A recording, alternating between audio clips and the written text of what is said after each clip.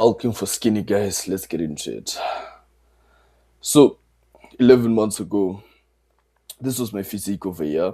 And then after 11 months of training, this is my physique over here. So, we're just going to get into the details of the things, like all the things I was able to do to go from here, being super skinny at 6'2", to this point over here, having put on a lot more muscle mass and looking 10 times better than I did in this picture over here, to be fair. Let's get into it. So, very quickly, in this picture over here to my left, I was 154 pounds, which is like 69 kgs, and I'm 6'2". So in this picture over here, I was basically underweight for my height. And then I was able to, get in the gym, put on a lot of muscle mass, and after 11 months of training, I was at 190 pounds in this picture over here, at which is 86 kgs, and I'm going to go through some of the things that I was able to do to, build up this physique over here in just 11 months, right? So there's two types of bulking that you can do, and there's two types of bulking that I did, right, in the 11 months that I was in the gym, right? So we're going to go through both of those options.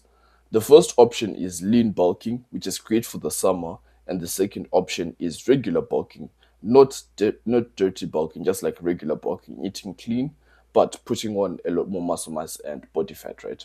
Which is great for the winter because you're not going to be, shirtless most of the time, right? So we're going to go through the first option, which is lean bulking first, and then we'll go through the second option.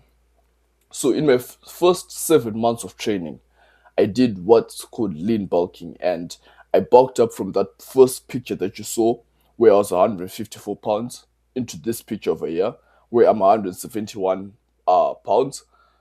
But I am super, super lean and shredded in this picture, right? I'm 9.1% body fat. I actually got this tested. I'm 9.1% body fat, super, super lean, and this is great for the summer, right? So in the summer, if you're going to go for pool parties, if you're going to be shirtless, or if you want to take shirtless pictures, whatever you want to do with it, this is great for the summer, where you're going to be super lean, super shredded, and look aesthetic here. And then so this is for the body fat thing. I got that tested. I'm 9.1% body fat here, where I'm super, super shredded. And then 4 months after that point, right? So 4 months from this point, I was here at 190 pounds. This was now during the winter. So as you can see in this picture over here, I'm not as lean as I was in this picture over here, but I do have a lot more muscle mass, right? So if you look through from this point over here, let's look at from this point over here where I started off. 7 months later, I went from 154 to 171, right? So I put on, what is that, like 17 pounds up to this picture here. I put on 17 pounds of muscle mass by doing lean bulking, right? So I was just lean bulking, getting more muscle mass, but maintaining low body fat and getting, even more and more shredded, right? So I put on 17 pounds doing that. And then 4 months later, I went from like 171 to 190, right? Which is like 19 pounds of body mass, right? So in just 4 months, I then put on 19 pounds of body mass, right? So in this picture here, again, I'm not as lean here, but I did put on a lot more muscle mass in this picture over here than I was in this picture over here, right? So how was I able to put on all this muscle mass? Because in total, I'm pretty sure I did like what would that be, 37 pounds of muscle mass, give or take, between the first picture I showed you up to this picture where I am.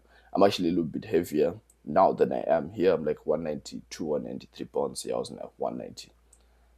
So the first option we're going to cover is lean bulking, which I already explained. It's great for the summer, so we're going to just go through the diet, the training, the extra tips, whatever. The first important thing we're going to go through is diet, right? So for lean bulking, you want to have high protein meals. You want to eat less carbs than you would if you're doing a normal bulk. And you want to basically eat more or less the same meals every single day. You want to be consistent on the same meals that you're eating every single day, right? So as you can see, this is like a plate of eggs, meatballs, an omelette, eggs, steak, chicken, eggs, steak, whatever, omelette, whatever, right?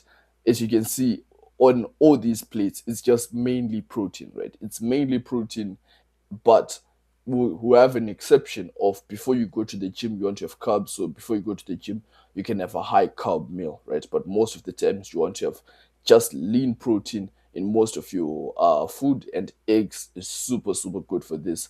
Like, eggs is basically just a superfood, right? It's like a cheat code to the game. It's a superfood. You can have this in the morning, afternoon, evening, whatever. You can have this with all your meals, and then just have lots of like steak and protein in there.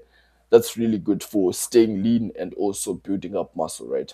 And carbs, again, carbs are important for the gym, but they are, you can have less of those when you're actually lean bulking than you'd have if you're doing a regular bulk, right? So when lean bulking, carbs not really that important, but before the gym they are important, right? But mostly have protein, right? And then um supplements, we're just going to go through a few of them. Protein powder, creatine, pre-workout. Those are the three supplements that you're going to need. These are non-negotiable, to be honest. You don't really have a choice between like which one are you going to take, which one are you not going to take. These are non-negotiable because all of them are just essential for building muscle. Protein powder is the first one and the most obvious one. You just need to have protein powder to be able to build, to be able to get bigger, honestly, right? So you get protein powder. This is the protein powder over here. I've got whey protein. That's the one I've been using. I've been using whey protein ever since I started taking supplements. Creatine, any type of creatine will be fine. You take one scoop of that. Protein powder, you can take one or two scoops, depending on what your protein intake is in other meals. And then pre-workout. Pre-workout is also a non-negotiable, even though most people don't think that it's necessary. I've been taking pre-workout, and the difference between taking pre-workout and not taking pre-workout, it's massive, right? When you're going to have a workout without taking pre-workout, it's just not as good as it would have been if you had just taken the pre-workout, right? When you take pre-workout, the workout is 100% better. It's just 10 times better than it is when you don't take pre-workout. And this one is actually easy because you can just go to the gym, or if you've been going to the gym already without pre-workout, and then when you actually go with pre-workout, you notice the difference by yourself, and you basically not stop taking pre-workout.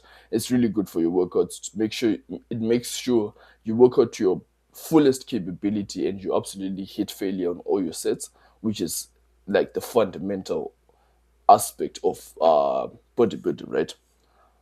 So that's that. Now I'm going to give you a few extra tips for okay, a few extra tips for lean bulking, right? So the first tip that I'll give you is the sauna. This is like one of the most important tips I can give you when it comes to lean bulking and being shredded, right? The sauna is absolutely amazing. It's amazing for recovery. It's amazing for muscle growth. There's studies that have been the studies that have found that the sauna increases the hormone that's responsible for muscle growth by like 17%. So going to the sauna about 4 times per week is amazing for your muscle growth and recovery and everything else that you need in the gym, right?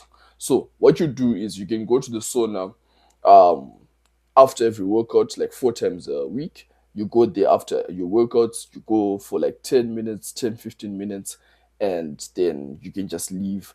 Or if you don't have a sauna in your gym, you can find a sauna and then go there like once a week, right? So you go there on like a Saturday, you go for in like intervals, you go like for like 15 minutes, you take a break for like 10 minutes, you go another 15 minutes, take a break for 10 minutes, you do that for like 2 hours, and then you leave, right? That's like an important tip, excuse me. Now, the second important tip I give you is eat less sugar. Obviously, this is like an obvious one. The more sugar you eat, the more your body is going to be able to hold fat, whatever. It spikes your glucose, insulin, whatever fuck hormones, things that people talk about. All you need to know is that the more sugar you eat, the more fat your body is going to have, right? I'm not going to go through all like the science behind it, the insulin, glucose, whatever, molecules and shit. I'm not going to go through all of that. It's just know that the more sugar you eat, the more body fat your body is going to hold, right? High activity levels, this is also just an obvious one. It's like just cardio in general. You don't necessarily need to do cardio. I didn't do cardio when I did my 7 months, so I'll just go back. When I was at this point over here, I didn't do cardio, right? So I didn't train cardio in any way. I just did the other things that I'm telling you about, which is like sauna and just lifting, right? So I did that, but I did have relatively high activity levels. I would walk quite a bit, and I would do like other activities with my friends, which are just outside of the gym, right? So high activity levels, some of you might have to actually do cardio by itself. Some people naturally don't hold that much body fat, so you might not need to do that. This is just like, you know by yourself where you're at. If you aren't losing fat, you might have to do cardio in the gym, right? And then eat the same meals every day. I've already gone through this point over here and explained to you why you have to do that when I was talking about the diet, right? So that's another extra tip that I can give you for that. Now, I want to show you my workout split. This is my training. This is my old workout split, the one that I followed in my first 7 months of training, right? And as you can see, it's just like it's just a 5 day split with chest bicep twice, back triceps, and traps twice, right? I have that twice, and then abs and shoulders. This is my old workout split, right? And then this is my new workout split. In my new workout split, it's a 6 day split, not a 5 day split. But this workout split, I started following it after my first 7 months of training, right? So after the point where I first showed you, I keep going back to this picture. After this point over here, I was training like 5 times a week. But on this point, I was training 6 times a week. And the old workout split was for this point over here, and the new workout split was for this point over here. You can just pause the video on the workout split, and then you can just go research on exercises that you can do for these muscle groups, right? For the workouts themselves. Like over here, on the 6 day split, the new things that I incorporated were things like forearms and legs. I didn't do forearms and legs before, and then traps and neck. I didn't train neck beforehand, and also traps. And I'll make a video just after this video. I'm done recording this video. I'm going to record another video where I explain to you the muscles like traps, neck, forearms, and why basically no one trains those muscles, right? These are like one of the more important muscles, but you'll find in every workout split, basically no one on the internet really talks about why you should train necks and why you should train neck and traps and things like that, right?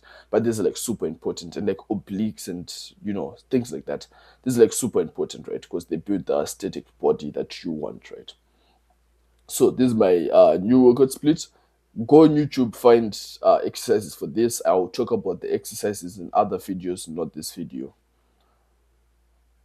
Now, want to go into regular bulking, right? So regular bulking is great for the winter, right? So we're going to go through the diet training and extra tips as well for that. When you're doing regular bulking, right, your meals are not exactly the same as the one for lean bulking. You see that there's a lot more carbs on the plates here than there was on the other plates. There was on other plates I showed you, there was just mostly protein, it was just eggs and meat.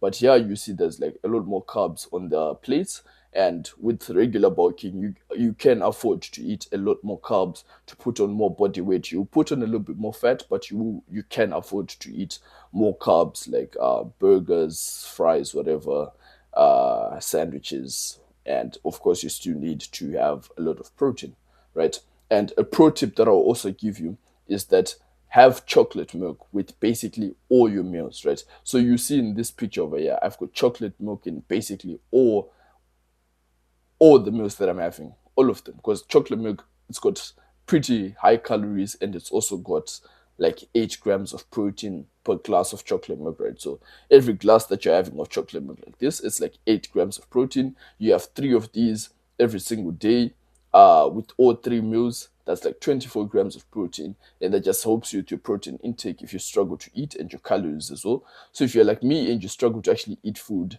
this is like super, super helpful. Instead of just having regular water or juice or whatever, you can have chocolate milk, and it's basically exactly the same thing as it is having juice, right? But with this, you get more calories and protein, right? So this is like super, super important for bulking. And then obviously you need to eat in a calorie surplus. That just means that you need to eat. Okay, my microphone is still on. That just means that you need to eat just above your maintenance. So, like, I'll give you a good example of what eating above your maintenance is.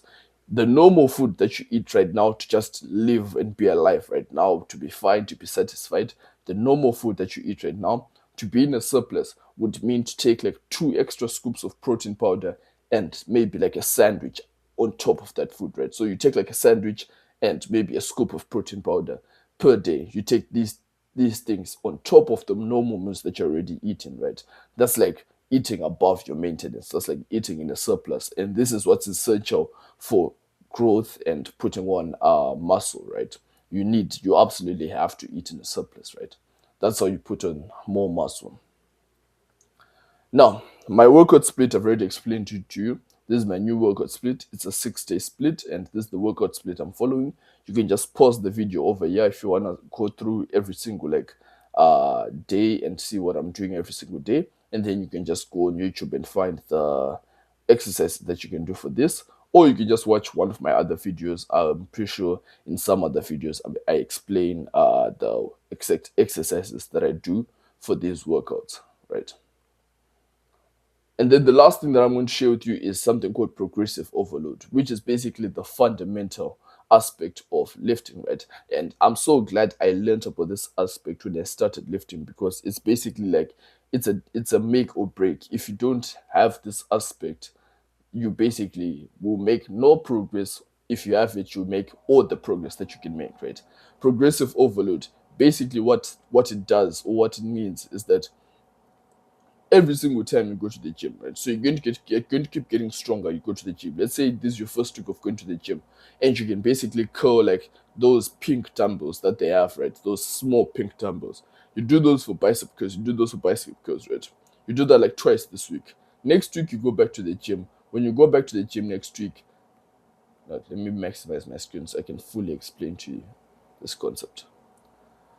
When you go back to the gym next week, right, instead of having the pink dumbbells, you actually move on to like the 5 pound dumbbells, like this the 2.5 kilo dumbbells, right?